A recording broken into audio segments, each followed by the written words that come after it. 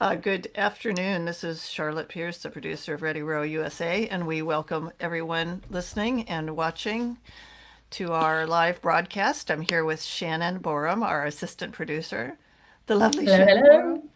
and Rachel Freedman of RowSource. Hi, And everyone. you might have noticed that we're all women. It's Women's History Month, and we are celebrating uh, just because it's a great time to celebrate women in rowing, and because we need something to celebrate this month, don't we? Indeed. So we are all trying to make the best of the situation, and we will have some coverage of the crisis, the health crisis going on in our news. But first, we're going to run through our little intro here. We are, like I said, we're joined by Rachel Freedman, and she'll be talking about RowSource and the ways they champion women in rowing and facilitate women's involvement in rowing.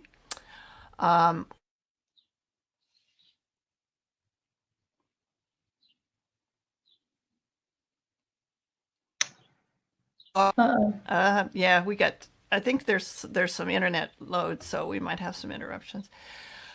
Rowing.chat, you can go there and subscribe or listen to any of our other rowing new podcasts. So we have a new one from Ireland. Ireland, and there's a new one about coxing. So please check those out, and it's going to be a really nice complement to what we already have in Rowing Chat. We have sponsors. We love them very much because they keep the lights on and the internet flowing. Hopefully, we won't have any more interruptions on that. But they are fabulous and they do some really good stuff. Shannon, what about Pregal? Pregal is awesome. We're very thankful for them. If you are looking for a camp in a wonderful location, Pregal's over in the Czech Republic.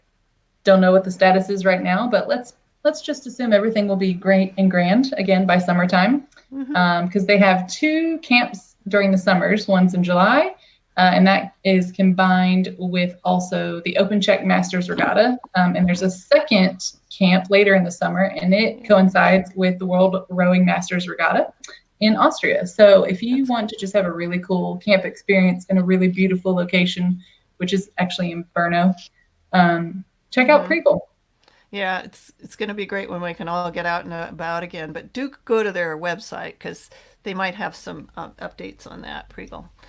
And you can find all that information at rowing.chat/sponsors. And we also have some books, which you can do for sure. You can read these books. Rowing Tales is a series produced, written, and edited and curated by Rebecca Caro of Rowing Chat. And these are great, entertaining, poignant stories from around the rowing world, and many of you have contributed, including myself. I have one in the 2019 version. You can get it on, I believe, ebook or paperback. So go to our website for some links on those. Yes, instant entertainment for the quarantine Oh, period. yeah, it's just the best. I've been reading mine, and I just like when I don't want to think about anything else, I pick up Rowing Tales.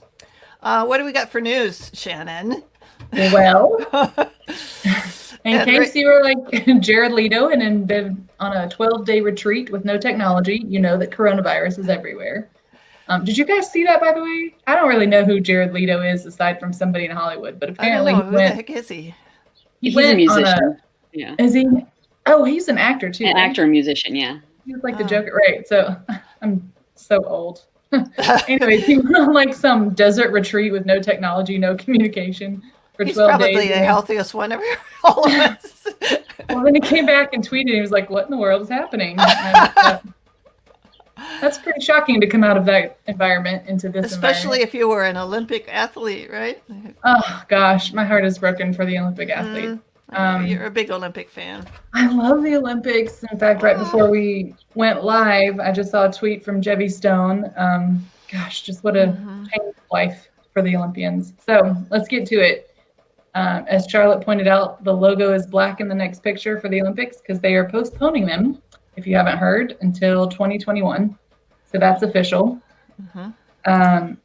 So it puts a lot of the Olympians in this position of, okay, well, what do I do for the next year? Do I continue training? Do I not continue training? It's a pretty big upset, I think, in their day-to-day lives. So, especially for the ones that are sort of aging out. Right. But the ones who anyway. this probably would have been their last Olympics, or I mean, just couldn't imagine training for so many years only to run into a situation like this. I mean, obviously we're thankful that everyone's going to stay safe and they're not going to put anybody at risk. But man, Yeah, it sounds like a lot of the athletes, especially like Matthew Pinsent, and there was another woman from the UK, was just saying, you know, we really can't do this when there's so many people coming to one place from all over the world and then going back to their locations. Right. So, you know, I understand that part of it, but it sucks. It does.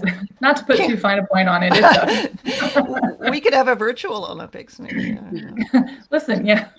I don't know. You know? I still wouldn't do well in that. No, it would be bad. Okay, so what's going on at the Henley? It's another victim. So no Henley this year.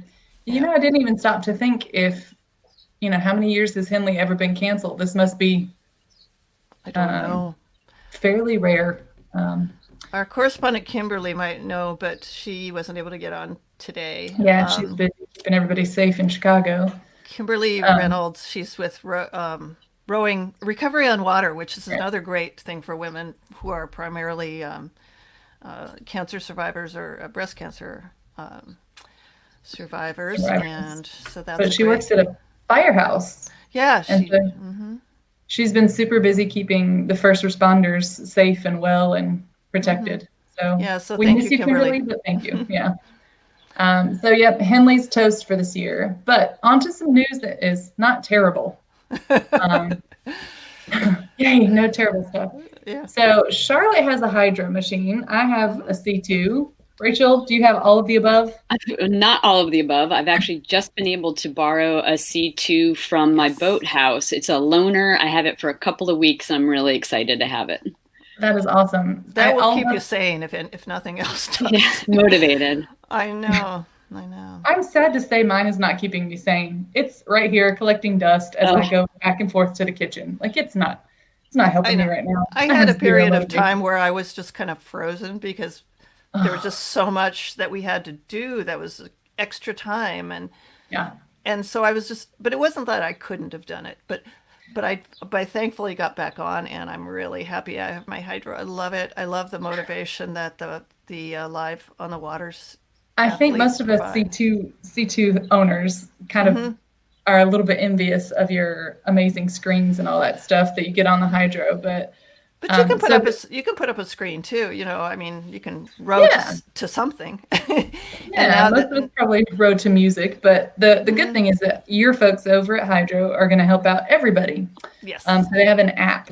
So they're releasing an app. You get it free for 30 days, and it's got all of their workouts, all of the beautiful videos, if I understand that correctly, that you can display on whatever erg you're erging on. Yeah, and these workouts are just, they're really amazing. I mean, even before all this crisis happened, I was saying, you know, it keeps me on the erg. It, like, you just don't want to disappoint them, even though you're just watching them, you know. If you feel like they are talking to you, so it's pretty cool. Yeah. Well, I think I'm going to check it out. So you do get 30 days free, and after that, I think it's $20 a month for the app. So if anyone is interested in that, you can convert your C2 or your any RP3, anything you got, you can have this awesome app. Awesome. So that's some good news. All right, Rachel, it's your turn. I know. Unless you have some more news, we can. I don't really have news right now, but thank you for having me on. Yeah. Well, we are very excited. So last month in February, we did a whole series celebrating Black History Month. And this month has been a bit crazy with all of the global events. But we didn't want to let March go away without doing something to celebrate amazing women in rowing. So we're very glad that you're here today to talk to us, because you've got a superb background in rowing, and you're also doing some great stuff for our community. So we want to know all about you, Rachel. Oh my goodness. Where do I begin? The beginning. Oh, you really do want me to tell you? Okay, so well, I learned to row in 2001. I was at that point 23 years old, and so I came to the sport a little bit later than a lot of other folks that I know, but I totally fell in love with it, and I rowed with Masters Clubs teams for about 7 or 8 years. Unfortunately, sustained a pretty bad injury that kept me off the water for a season. And about a year after that injury, a friend of mine who was coaching for DC Strokes Rowing Club here in DC got in touch with me and said, "Hey, is there any chance you'd like to join the team?" And I did. And I joined actually as a coxswain, and I came in as a coxswain and was really adamant that I was just there in name only as a coxswain. I was definitely going to get back as a rower. Very long story short, I coxed for a few seasons and then moved into coaching, and I coached for about 5 years and absolutely loved it. And in the last couple of years have refocused on my business. So when I'm not on the water, I'm a graphic designer. I'm an independent graphic designer. And I decided that maybe I would start designing and selling t-shirts. And that's something that I've been doing at Regattas for about 3 seasons now. Mm-hmm. I was going to say shirts at Regattas. Man, you are one of the favorite people at a regatta. It's a fun place to be. I love it when people come to the tent and we chat, and a lot of people look at the shirts and touch the shirts and buy the shirts, but it's really the conversations that I have with folks that I think make my regatta weekends really meaningful. Sure, I want to sell some shirts and I want to see people out and about wearing them, but I have met so many amazing people, from novice masters rowers to high school rowers, all sorts of folks. I love talking with the coaches and the parents and masters ladies that come in to talk about all sorts of things. So it's great. If I get the chance to see you at a regatta, please come into the tent and chat. Well, speaking of masters, ladies, and coaches, Kimberly is here. Hey, Kimberly, with her erg in the background. Look at you. I bet you did your 12K today, didn't you, Kimberly? No, not yet. I'm on forced work at home isolation right now, so I had to have something to do. Damn, are you feeling okay? Oh yeah, I'm fine. The city just made all what they call non-essentials. Mm-hmm. Stay home for like almost maybe 2 weeks. I think we have to stay home. Mm-hmm. So I am at home. Well, you're essential to us. So Very. We are so happy to see you. I lost track of time. I thought I had like 10 minutes to go. So when I saw it came rushing in to my kitchen, I was like, "Oh, they're on. Let me get on." This is great. We're pretty loose. So glad. Yeah, we talked about you and the Recovery on Water because it's Women's History Month, and this is a thing that we'd like. My erg here because I'm coaching via video now. So Awesome. which is not as easy as it sounds to do. Yeah, I'd love to chat with you about that, because actually just last night I offered to do a virtual session with a good friend of mine from way back in elementary school who just bought herself an erg and then said to me, "Now I need to know what to do with it." Yeah. So, I think there are probably a lot of people out there could use some tips, because you see people when they first start out and they don't really know the kind of the rhythm and sequence and the. Yeah, I do that a lot. Like, I don't like going to gyms anymore because you can a rowing machine and you go, ouch, ooh, the pain, Your back is going to go out in about 2 weeks. You put on one and you start doing it, they're looking at you, and then you get those people who know everything, who want to tell you what you're doing wrong. And I'm going to say, "No, I'm fine. I'm doing it right. Go away." Let me move that damper back down to 4. Yeah. Well, we were talking to Rachel of RowSource about the things that they do, and some of the programs that they have encouraging women to get into rowing and to excel at rowing. So, you want to continue with that, Rachel? Well, I think I should make it really clear that RowSource is really just me. I personally don't have programs, but when I started RowSource in 2014, I was coaching. I was coaching a master's program, and what I found was that, all of my rowers were asking the same 12 questions, and so what I would tend to do is after practice, I'd sit with rowers and answer as many questions as I could. But I felt that I also wanted a place where I could send them online to look for more information. And at that time, there really wasn't anything specific for masters rowers. I think that's actually changed in the last few years. But in 2014, I didn't find that resource. And so I started writing. And so what I was hoping is that it would become not just a resource for my rowers here in DC, but for whoever came across it. And what I have found is that there's been a really great network of folks who have connected with me. And there are a lot of women, and I love that piece of it. I find that the most, the biggest demographic I hear from and chat with most often are masters women, probably between 35 and 55. And I find that really meaningful and wonderful to have those sorts of conversations with them. So if women are looking for information by and for women about rowing, please check out RowSource.com. Yeah, it's such a great website for sort of compiling everything. It's really well done. Thank you.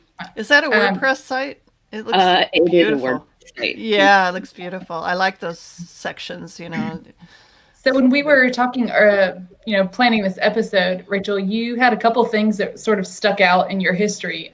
One of them was weigh-ins and making weight as a coxswain. Do you want to sort of give us your insights on those? Oh, well, sure. So this photo is, I think, from 2000 and I forget already, but a long time ago, 2003. And at that time, I was really new to rowing. All I knew was that coxswains should be skinny, they should be light, and when you go to Masters Nationals, you needed to weigh in under. Like, that was the key. You had to be under 120. You must. And that was really drilled into my head. And at that time, I was working out quite a lot. I was training for triathlons as well as rowing and coxing. And I was still struggling to meet that 120. But that first day of Masters Nationals 03, I made sure the week leading up to it, I was eating well, I was eating my salad and all that sort of thing. And I got there and I weighed in. I weighed it at 119.2. I was so excited. I'd come in under that 120. And then the fact of the matter was, that night I've told lots of people, I went out, I had a giant burrito for dinner and you can see I'm holding a tiny little bag of sand there, and it was totally useless. Like, I put that right back on that burrito, and then had to schlep around this little bag of like 4 teaspoons of sand for the rest of the regatta. So it got me thinking a little bit about what it really means to weigh in, how important it is at the master's level. Obviously, you want light coxswains. I'm not going to argue that fact, but I also want rowers, coxswains, and coaches to look at the rest of the crew that's sitting in that boat. And so if you're 4 or 8 rowers, all could you stand to lose 5 pounds or more? The onus should not just be on the coxswain to get under 120. And that was this huge light bulb moment for me.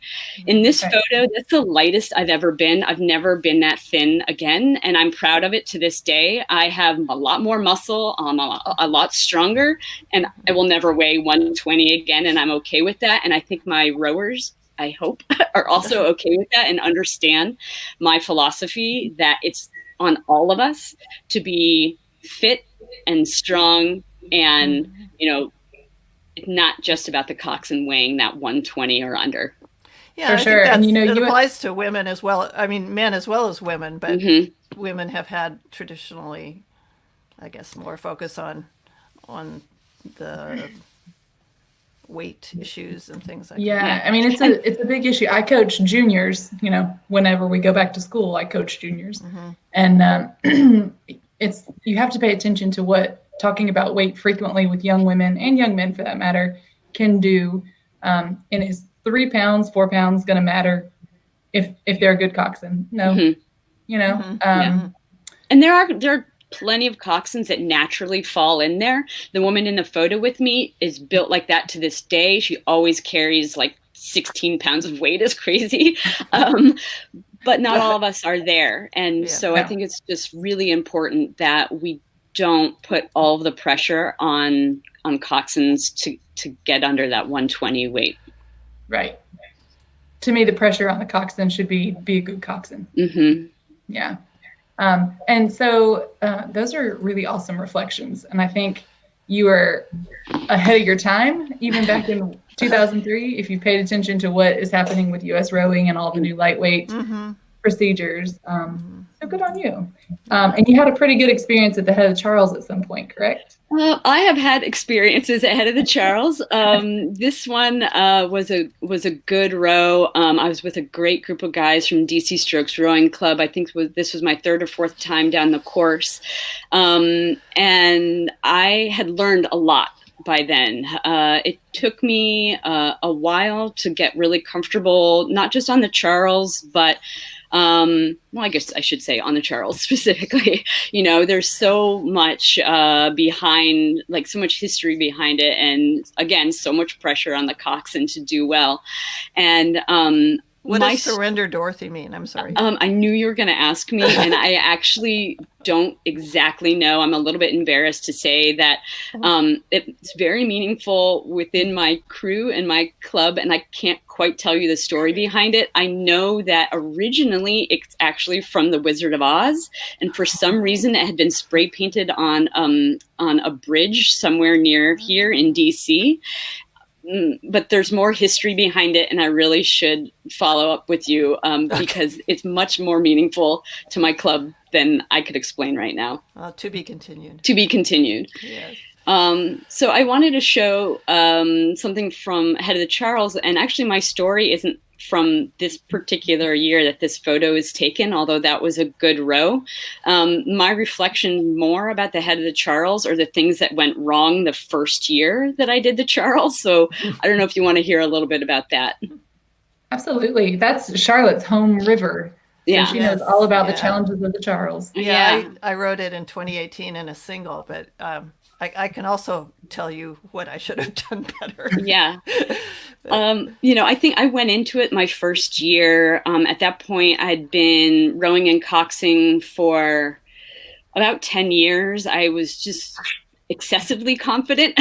I just thought, I know what I'm doing. What's the big deal? Which is just not the right philosophy about the Head of the Charles. So I did my research. I took my notes. I had my course map and all of that. But I really wasn't prepared enough. And when I got in the boat, I didn't have the course memorized. There were things that I should have known that I didn't know. And, we had a race strategy, we had a race plan, and I just got ahead of myself in the race and basically thought that we were much farther down the course than we were when I called the sprint. And it did not turn out well. As you might know, there are big yellow buoys a mile in, and another big yellow buoy, I believe, 2 miles in. And for the life of me, either I didn't see the first yellow buoy or I just got really excited. I thought, there's a yellow buoy. We have a mile to go. And I brought my crew up, and rating went up, power went up. Steering came along with it, all those good things. And then we hit another yellow buoy, and I said, oh, no. Oh, no. We have people on the boat did too. We have another mile to go. That was a huge learning moment for me. Just because you're confident doesn't mean you always know what you're doing. And so to this day, when I get the opportunity to cox that course, I probably study more than anybody I just never want anything like that to happen again. And so I spend a lot of time, what I should say is what that's taught me is to spend a lot of time reviewing my notes, taking new notes, looking at the course map, doing visualization of the course. I did that the last time I went down. I spent some time in the morning with my eyes closed, laying in the trailer, in the boat trailer, just thinking from start to finish, what am I doing? What am I calling? What do I want my rowers to be doing? What are the turns? And all of that. And all of that studying and learning came from this really awful experience I had my first year.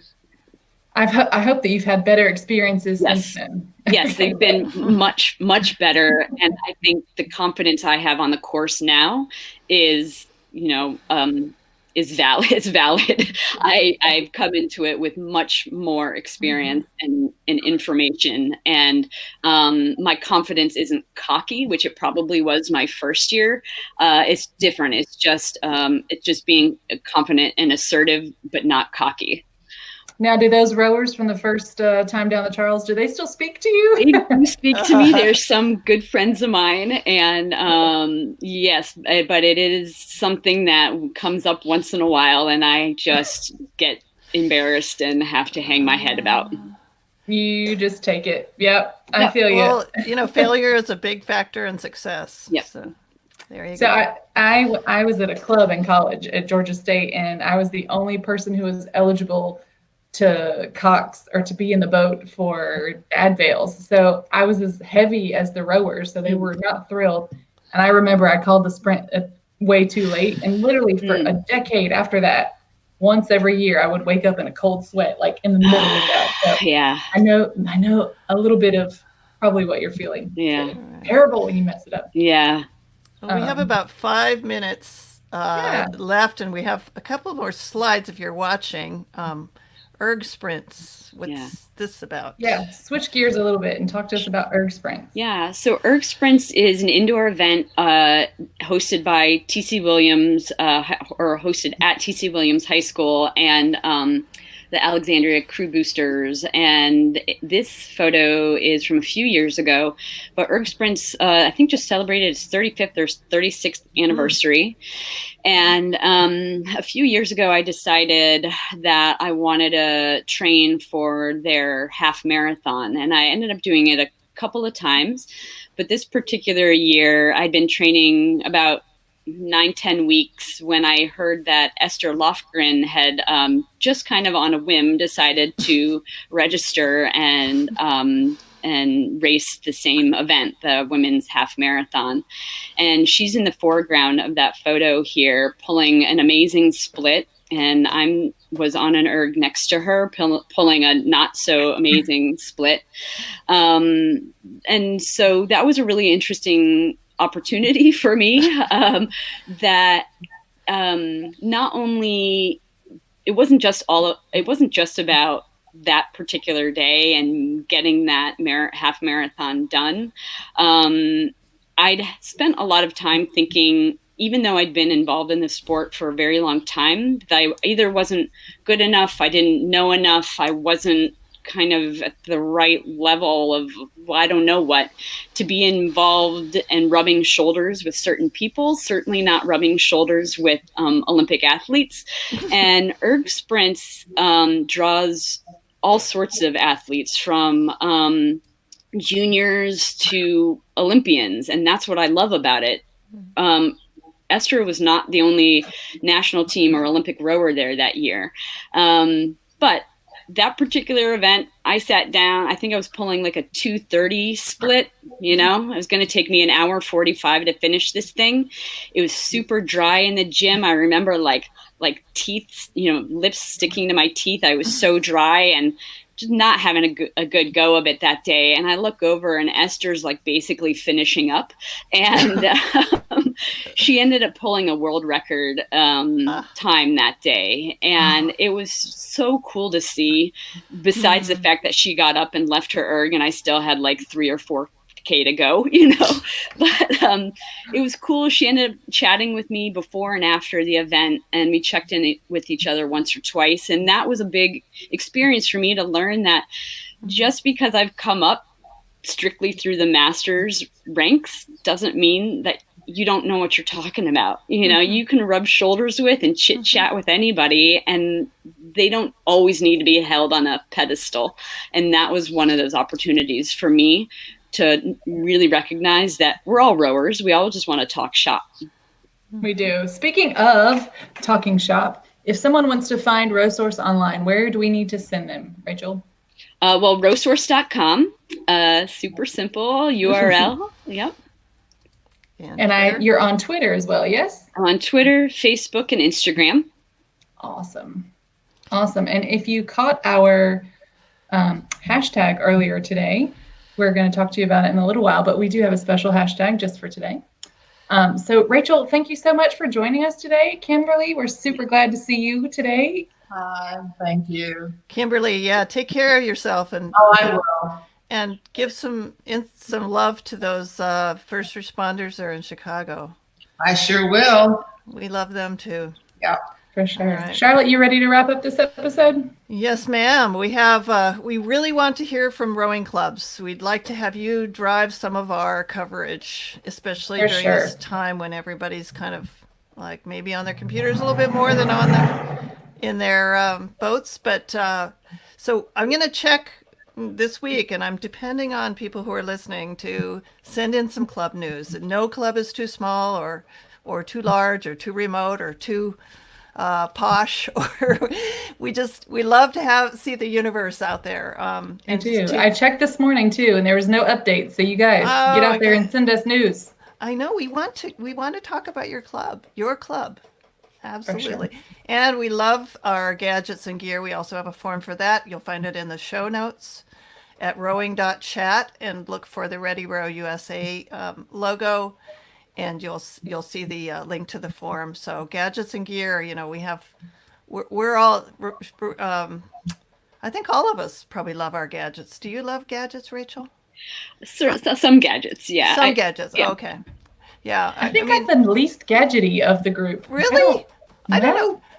Maybe I'm not a good enough rower to, not to be obsessed with gadgets, but I love them. I don't want to be obsessed is the thing. I just want to yeah, don't tell me how slow I'm going, please. Just let me run. That's good too. Yeah, that's all good. For sure. And we do want to say thank you for our sponsors, for sure. Absolutely. Rowing.chat/sponsors is where you can find the deals and discounts that they offer. And our hashtag is RRUSA Row Like a Girl, of which we are all very proud. We are. And we are. We all row like girls. When you use that hashtag on social media, you can just listen for it and use it again, and we will award you gadgets and gear. Andres Carrazzo in Philadelphia won our Or-inspired camera mount last month, and we want to give away something else this month. Maybe a remote coaching something like that. We have quite a few wonderful coaches on our correspondence. We do. We have great folks associated with this podcast. Yeah. My company is Pierce Press. I'm accepting manuscript submissions in the alternative education field, and you can learn more about that on my website, piercepress.com. Shannon. And I'm Shannon. I'm a stay-at-home teacher for the next foreseeable future. So if you guys are ever down south of Atlanta in Georgia, come visit. We'd love to have you. At a safe distance, of course. At a very safe distance right now. Yes. Yeah, and Kimberly is rowing on water. Recovery on water, right? Recovery on water. Recovery on water in Chicago. Yep. Right now we're all indoors. And what's the website? The website is recoveryonwater.org. Excellent. Okay. Good deal. And let me get my slides back. We have some great stuff coming up, so I hope we can help you kind of get through this bizarre period of time. Totally bizarre period of time. And just kind of, if you have a topic or an idea to help rowers and clubs get through this crisis, please contact us, and we'd like to have you on, and you can talk about it yourself, or you can send us some referrals to people who might be able to give some information for people and some inspiration. But we do have some Olympic news. We're going to be, covering the Olympics coming up. We have Pride Month, right, Shannon? We do. Hopefully we'll get that planned out. Did I talk to you about the Pride unis yet? Yes. Have I mentioned my students? Yes. Okay. The JL link. So some of my students designed a uni for Pride, and it went into production. Like, it's for sale right now. We got I the email. definitely want one. I definitely want. Can I order one, or is it just for Absolutely? clothes? I'll send you the link. Yes, I love I'm very it. I excited. love it. So we're just going to keep rocking and rolling with what we can do from here. Yeah, thank you all for coming. Rachel Freedman of RowSource. Thank you. Kimberly Reynolds of Recovery on Water. It was so cool to meet Rachel. I'm glad I got here on time somewhat. Sorry. And y'all are the best. Hang in there and keep in touch. We'd love to hear from our listeners and viewers.